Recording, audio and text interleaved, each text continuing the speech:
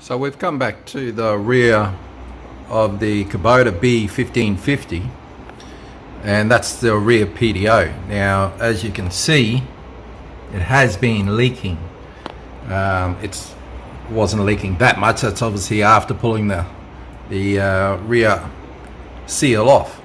But I haven't found too much on the B1550s on YouTube, so if this helps you out, yeah, just drop a comment, let me know.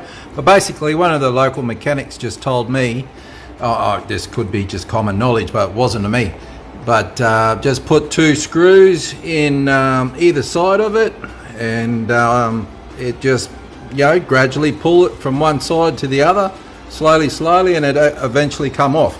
Now, it's not as simple as that, but I had a like a clamp on either side and just pulled it, worked it back like that, and it just popped off.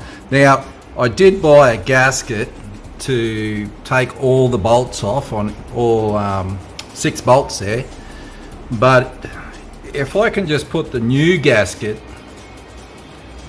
back in there and it stops leaking, I really don't see why you need to take all those 6 bolts off.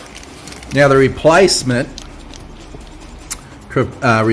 ring, the seal, is what have we got there? 09180-35488, and it was, I don't know, $12 maybe.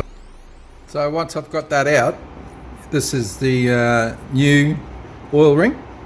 I've just whacked a bit of oil around it. Just going to place it over the top there and whack it in, see how it goes. So it seems to pop over the PTO shaft reasonably easy, just nice and steady. Each lip, I better put the camera down and do this properly. Okay, so I got it over, no worries. It took a little bit of wobbling to get over it, but once you get on that long sleeve there, it's pretty easy. Now, what I did, once I got it on there, I sort of pressed it in. It went in okay.